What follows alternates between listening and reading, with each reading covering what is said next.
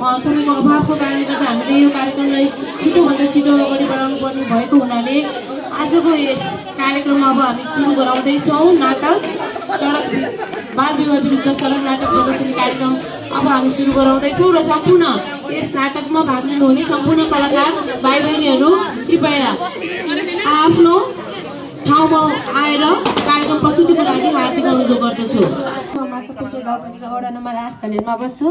मैले केही दिनदेखि नै एस श्री बमबहादुर घलेल आधारभूत विद्यालयको विद्यार्थीहरूमा केही क्रियाकलाप देखिरहेको छु। उनीहरू निशा, एलिसा, आस्था र विमल रहेको छन्। उनीहरू धेरै मिल्ने साथी पनि हुन्। एक दिनको कुरा हो, उनीहरू विद्यालयबाट घर जाने क्रममा बाटोमा भएको घटनाहरू सुनौ है त।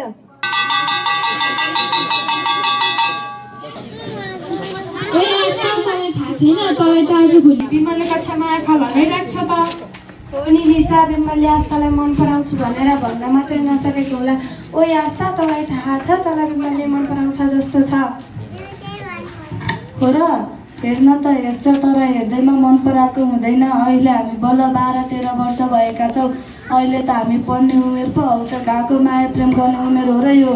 ओहो, माया गर्नलाई पनि उमेर चाहिन्छ र हामी पनि 13-14 वर्षकै हो। हाम्रो बिहेव छ। त्यही त नि, हामी आफ्नो बिहेवसँग बोल्छौँ घुम्छौँ, क्या रमाइलो हुन्छ। झन् तँलाई विमल मिलाइदिउँ भनेको त उमेरको कुरा पो गर्छस् त। तँलाई विमल मन पर्दैन र? मन पर्दैन भन्न खोजेको होइन, विमल सोझो पनि छ, इमान्दार पनि छ। त्यसो भए के त हामी विमललाई तिमीले मन पराउँछौ अरे भनेर भनिदिन्छौ है त? तिमीहरूको पनि बिहेव छ भने भनिदेऊ के अरे। ल अब मेरो त घर जाने बाटो आयो, म त घर जान्छु है। ल जा, ढुक्क भएर जा। भोलिदेखि त पनि बिहेव सस्किँदै हिँड्न पाउँदैस्। नक्कलीहरू।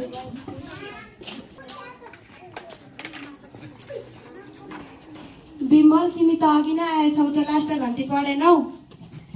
पढेर को ठुलो भएको छ र? माथि गाउँको केटाहरूसँग फुटबल गेम थियो, त्यसैले हाफ टाइम पछि स्कुल फर्केँ। क्लासमा बस्नुपर्ने झ्याउ लाग्यो अनि छोडिदिएँ। विमल, तिमीलाई एउटा कुरा भन। के कुरा हो भन न। तिमीलाई आस्था कस्तो लाग्छ? किन आस्था राम्रै त छिन् त। आस्थाले तिमीलाई मन पराउँछ अरे, प्रपोज गरिदिनु भनेको छ, स्वीकार गर है। ओ साथीहरू, तिमीले त कस्तो मेरो मनको कुरा भनिदियो, स्वीकार गरे अरे भनिदिनु न। ल तिमी पनि जिया पाएपछि मक्खै होला, हामीसँग नबोल्ने होला। हामी गयौँ बाई, भोलि भेट्छौँ। बाई। उत्तरीको लैलैमा लागेर विमल र आस्थाको प्रेम सम्बन्ध गाँसिन्छ। निशा र एलिसासँग छुट्टे पश्चात त विमलले आस्थालाई फोन गर्छ। माथिल्लो चौरमा अर्को दिन भेट्ने सल्लाह गर्छ। सल्लाह अनुसार आस्थाले भोलिपल्ट विमललाई भेट्न जान्छ, जहाँ कि विमलले पहिले नै आस्थालाई कुरेर बसेको हुन्छ। ए आस्था आइपुग्यो? आइपुग्यो। आऊ बस न। नाइ ठिकै छ।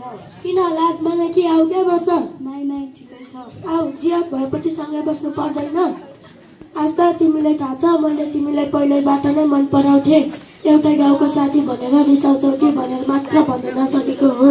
होला खुबै। विमल, म तिमीलाई एउटा कुरा भनौ। के कुरा हो भन न।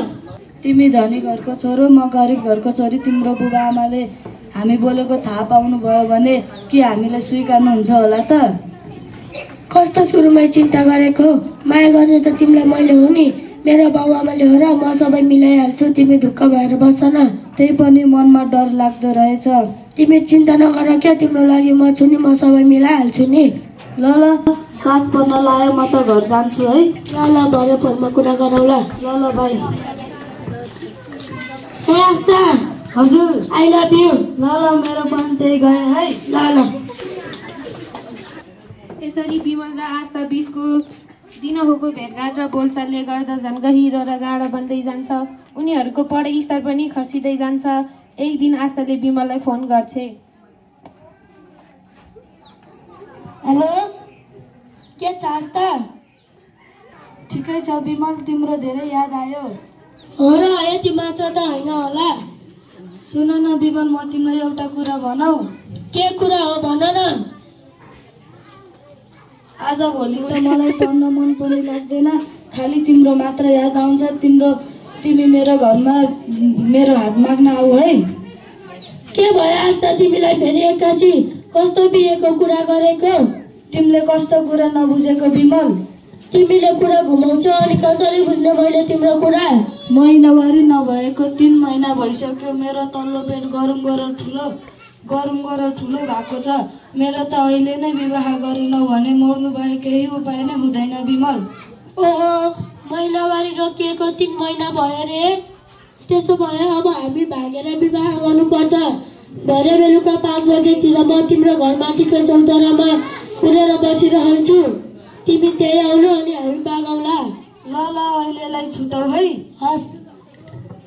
देख्नुभयो, हेर्नुभयो, सुन्नुभयो। आज त 14 वर्षको कलिलो पढ्ने र खेल्ने उमेरमै विमलको प्रेममा परि 3 महिनाको गर्भ समेत रहेछ। बाआमा घर परिवारलाई थाहा नदिकन उनी बाल विवाह गर्न पुग्छिन्। तपाईहरूलाई के लाग्छ, अब उनीहरूको विवाह आफ्नो बुवा आमाले स्वीकार्ला, समाजले स्वीकार्ला, उनीहरूको आउने दिनमा सहज होला? तपाईहरू सोच्दै गर्नुहोस्। प्राप्त खबर अनुसार विमल र आज त 1 हप्ताको गुप्तवासपछि आज विमल आफ्नो घर फर्किँदैछ। अहिलेलाई विमलको घरको माहौल के कस्तो छ बुझौ है त।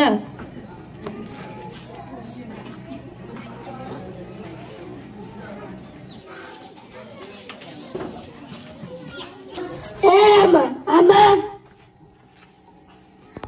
को चिन्नु भएन? म विमल क्या। यो त गैरा घरे साइलाको छोरी आस्था होइन? किन यहाँ लिएर आएको? घरमा काम गर्नेको आवश्यकता त थिएन। विचार त्यसको बाउले पनि यो नानी जन्मिनुभन्दा अगाडि धेरै वर्षसम्म हाम्रै घरमा नोकरको काम गर्यो। आमा, आस्थालाई यहाँ काम गर्न ल्याएको होइन क्या, यस घरको बुहारी बनाउन ल्याएको हो। बुहारी रे? हेर अहिलेका केटाकेटीहरू आफ्नो बाउ आमा इष्टमित्र नातागोता कुल कुटुम्बको वास्ता नगरे भने आफ्नो उमेर र पढाइको त ख्याल गर्नुपर्छ नि। अनि यो नानी कति वर्षको भइन्? 13 पुगी 14 मा लागिन् आमा। हे भएको होला यिनीहरूलाई। माथि गाउँको खड्के साइला र पौडेल माइलाको छोरी निशा र एलिसा 1 हप्तादेखि गाउँमा छैनन् रे। तिमीहरूको जस्तै कुबुद्धि आएको त होला नि। अब ल्याइसके आमा, मेरो खुसीको लागि भए पनि आस्थालाई बुहारी स्वीकार दिनुहोस्। अनि यसका बाउ आमा नि? मेरो बुबा आमालाई केही कुरै थाहा छैन आमा। पर्खी म तेरो बाउलाई फोन गर्छु।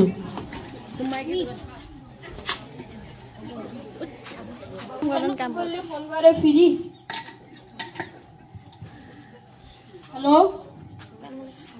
हेलो भाइ, आस्थाको बाबा बोल्नु भएको हो? हो हजुर, को बोल्नु भएको हो र? म ठुला घरे मुखिनी बोलेको। ढोकरे मुखिनी आमा, के कामले सम्झिनु भएको नि? थाहा नपाए जस्तो नगर साइला। मेरो छोरालाई ललाई फकाइ गरेर तेरो छोरी जिम्मा लगाएर पठाउने अनि थाहा नपाए जस्तो गर्ने? के कुरा हो र मुखिनी आमा? हिजो बेलुकी साथीकोमा जान्छु भनेर निस्केकी 2-3 हप्तादेखि विभिन्न बाहनामा स्कुल पनि गएको छैन रे। उसको आमाले सम्झाइ पठाए बुझाइ गरेर पनि स्कुल नपुगेको कुरा उसको बहिनीले पो भन्थिन्। चालामाला त यस्तो पो रहेछ। 3 महिनाको गर्भ पनि छ भन्दैछ तेरी छोरी। हेर साइला, म सिधा कुरा गर्छु, तेरो र मेरो खानदान मिल्दैन। पछि आएर छोरीले दुःख पाए भनेर गुनासो गर्न पाउँदैनस्। अहिले पनि केही बिग्रेको छैन। खुरुक्क आएर तेरो छोरी सम्झाएर लिएर जा। मुखिनी आमा, सिसा फुटेपछि फेरि कहाँ जोडिन्छ र?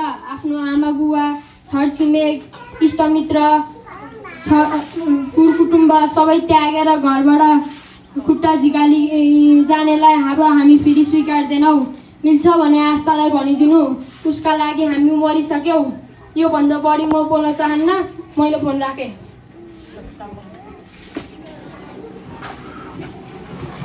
कुरा सुनिहाल्यो होला।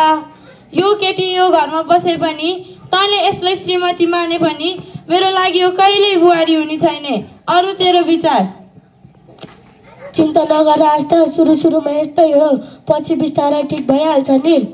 तिमीले मेरो बुबा आमाले चिनेका नै छैनौ विमल। मेरो बुबा आमाले एकचोटि भनेपछि सकि गयो। अब म त्यहाँ कहिले पनि जान सक्दिनँ। देख्नुभयो विमल र आस्थाको अपरिपक्व निर्णयले 2 घरमा कस्तो अवस्था भइरहेको छ।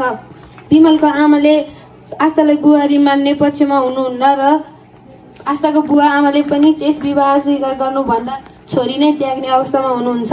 हेर्दै जाऊ, विमल र आस्थाको जीवनमा झन् कस्ता अप्ठ्याराहरू आइपर्लान्।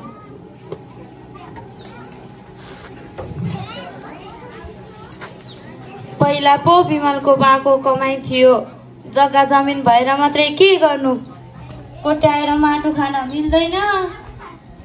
गाउँको कसैलाई काम लगाऊ भने पनि कोही छैनन्, सबै सहरतिर छन्। खाने मुख बढेको बढै छ, म एक्लैको कामले हुँदैन। छोरा पनि सोचे जस्तो भएन, अब अर्की महारानीको कुरा गरेर साथै छ र। विमल, ओ विमल, अब त तैँले पनि कमाउनु पर्छ।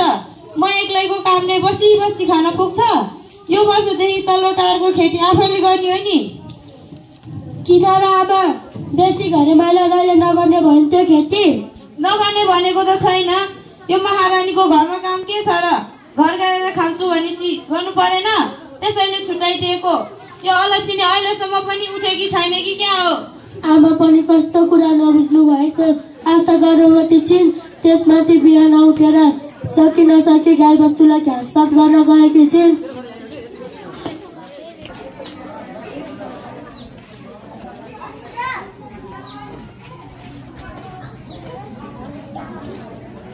यतिका बेर लगाएर आधो डोको घाँस लिएर आउँछे, अनि खाना चाहिँ तेरो बाउले पकाउँछ। भान्सामा एक थोपो पानी पनि छैन। धनमा गएर एक आग्रो पानी लिएर आइज र खाना पका। बिस्तारै गरिहाल्छु नि आमा, किन कराउनु भएको? रातभरि टाउको र पेट दुखेर सुत्नै सकेकी छैन, हात खुट्टा पनि कामिरहेको छ।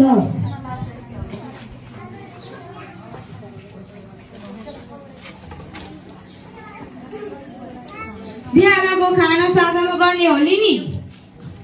हे विमल, अब त तैँले पनि कमाउनु पर्छ। यसरी नै घर चल्छ र? तेरो स्वास्नी छोराछोरी अरूले पाल्दैन हुन्छ? सानै उमेरमा विवाह गर्न आँट गर्न सक्ने मान्छेले घरको जिम्मेवारी पनि लिन सक्नु पर्यो नि। विदेश पठाऊ भने उमेर पुगेको छैन, न पढाइ न हातमा कुनै सिप छ। कि भने बाउले जोडेको खेती गर्नु पर्यो, कि भने सहर गएर 2-4 पैसा कमाउनु पर्यो। तर मैले माइली आमाकोमा 1 बोरा बिउ भनेको छु, जा गरेर लिएर आइज। हस् आमा।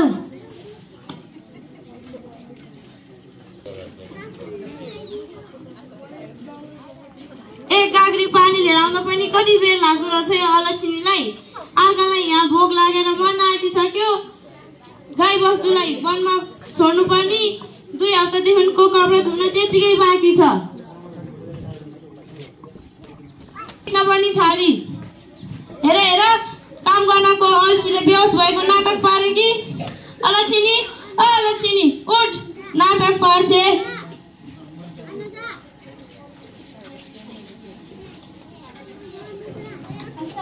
आस्ता आस्ता आस्ता, आँखा खोला आस्ता आस्ता।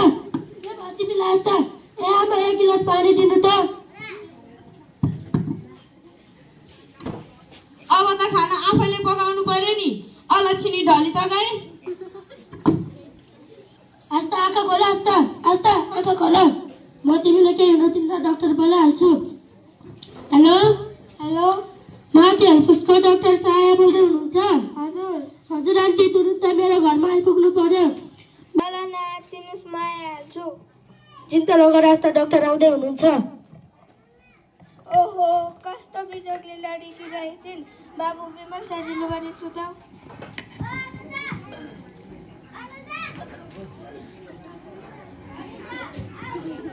डाक्टर साहब, आन्टीले बचाउनु पर्यो। केही हुँदैन, नआत्तिनुहोस्। ज्वरो पनि आएछ।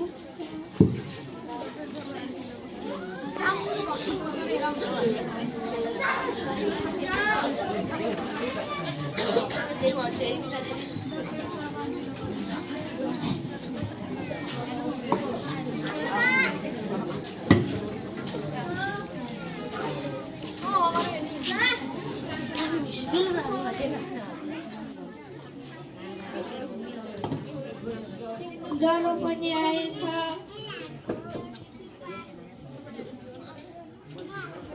आन्टी, आजकल केही त हुँदैन नि? नआत्तिनुहोस्, केही पनि हुँदैन।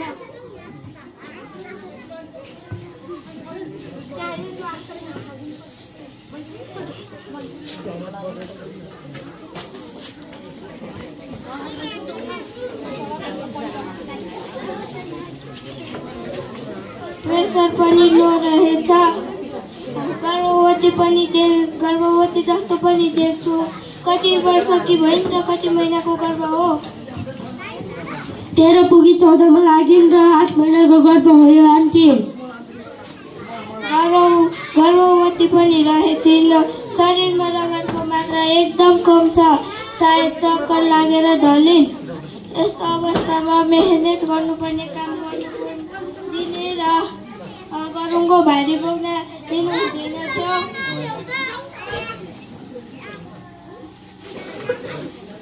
दिनु हुँदैन थियो। पाठे घरको पूर्ण विकास नभइरहेको घरमा निरन्तरको गरुङको भारी बोक्ने र मेहनत गर्ने पोसिलो खानेकुरा नपाएको हुँदा गर्भमा रहेको बच्चाको राम्रो विकास नभएको रहेछ।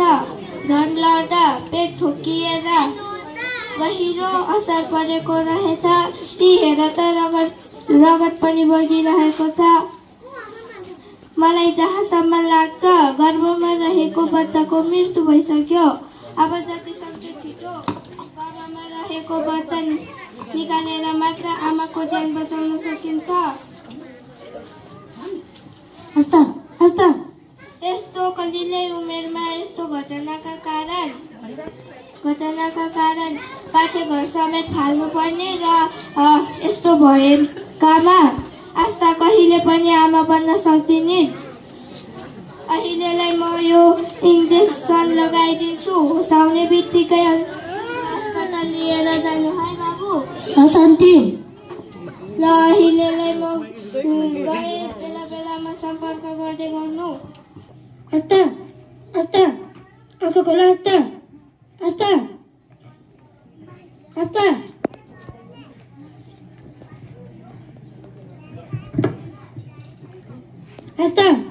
हजुर तिमीलाई अहिले कस्तो छ? अलि बिसेक भएको छ?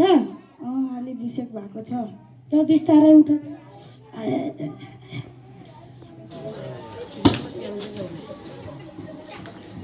विमल, हामीले यो सबै सानै उमेरमा विवाह गरेको कारण भएको हो। हाम्रो पढाइ पनि बिग्रिँदै गयो। तिम्रो आमा पनि तिमीबाट टाढा हुनुभयो। गर्भमा रहेको बच्चाको पनि मृत्यु भयो। अब म बाँच्छु कि मर्छु केही भरोसा छैन। त्यसो नभन आस्था। जति तिम्रो गल्ती छ त्यति मेरो पनि त गल्ती छ।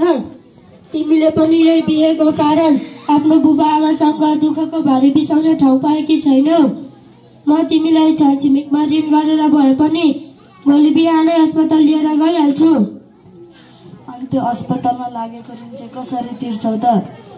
तिमीलाई निको पारेर आएपछि सहर गएर 2-4 पैसा कमाएर ल्याएर तिरौला नि। तिम्रो आमाले तिमी हुँदा त मलाई यस्तो गर्नुभएको छ। झन् तिमी नहुँदा मलाई के गर्नुहुन्छ होला?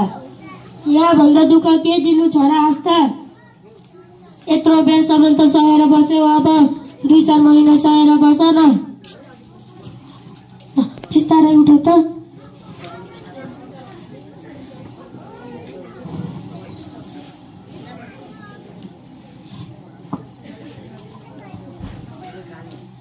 ऋण खोज्न गए राम्रोसँग बस है। ल भोलिपल्ट केही ऋण खोजेर आस्थालाई जिल्ला अस्पताल लिएर जान्छ। 15 दिनको अस्पतालको बसाइपछि आज विमलले उसलाई घर लिएर आउँछ।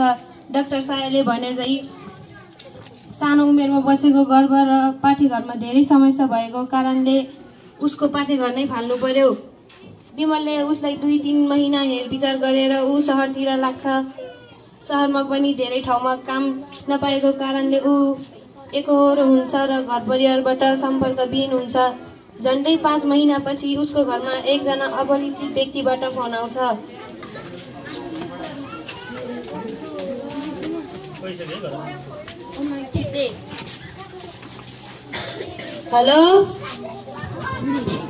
हेलो हजुर, विमलको आमा बोल्नु भएको हो? हजुर, किन होला? म काठमाडौँ ट्रम सेन्टरबाट डाक्टर बोलेको।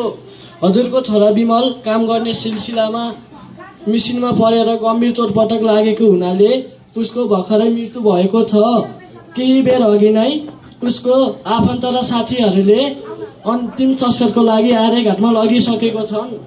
अब हजुर धेरै चिन्ता नलिनु होला, जे हुनु थियो भइहाल्यो, जे हुनु थियो भइहाल्यो। आफ्नो स्वास्थ्यमा ख्याल राख्नु होला है त। हेलो हेलो, तैँले मेरो छोरा पनि खाइ छैन त? तँ यो घर आएदेखिबाट अलक्षिनो भएको छ। तँ यो घरमा बस्दैन बस, तँ यो घरमा बसिस् भने मलाई पनि खान्छेस्। तँ यहाँबाट निस्केर गइहाल, मलाई तेरो अनुहार हेर्नु छैन। त्यसो नभन्नुहोस् आमा, मेरो यहाँ बाहेक अरू जाने ठाउँ कहाँ नै छ र मलाई यहाँबाट नझिकाउनुहोस्। अरू म केही जान्दिनँ, तँ यो घरबाट जा भनेपछि जा, निस्केर गइहाल, जा। हे भगवान, मेरो जीवनमा कस्तो आइलाग्यो, आफ्नै गलत निर्णयको कारणले गर्दा यति धेरै दुःख पाउनु पर्यो। हे भगवान, अब म कता जाउँ? देख्नुभयो त, आफ्नो रमाउँदै खेल्दै र पढ्ने उमेरमा गलत निर्णयको बाटो लागेर बाल विवाह गर्न पुगिन् र ऊ अहिले आफ्नो जीवन निर्वाह गर्नको लागि सहरतिर जान्छन्। सहरमा एकजना दलालको फेला परेर ऊ विदेश जाने चक्करमा मुम्बईको कोठीमा बेचिएकी छिन् रे। उसले त्यहाँ देह व्यवहार गरिरहेको छ रे। झिकालिदिनु भयो, अब म कता नै जानु छ र? मसित हिँड बजार, म तिमीलाई काम मिलाइदिन्छु। कस्तो काम हो र दाइ? बजारमा त धेरै काम पाइन्छ क्या, पैसा पनि राम्रै पाइन्छ। बरु गाउँ फर्नुभन्दा अहिले हिँडिहालौँ। जाउँ न त। बाल विवाह भनेको एक अपराध हो, तसर्थ यो बाल विवाह निर्वाह गर्न हामी सबैको कर्तव्य हो। यो कर्तव्य पुरा गर्न म चाहिँ तयार छु। के तपाईँहरू तयार हुनुहुन्छ त? यदि हुनुहुन्छ भने आउनुहोस्, हामी सबै मिली बाल विवाह विरुद्ध एकजुट भएर भाउ र छरछिमेक इष्टमित्र सबै एकसाथ बनाऊ।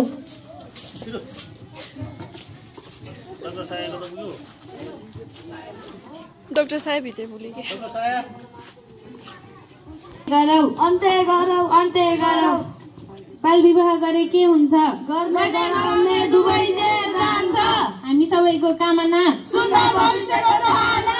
सुख जति केमा छ, बाल विवाह हुने सन्ततिमा दुःख जति केमा छ, बाल विवाह हुने। धन्यवाद। धन्यवाद।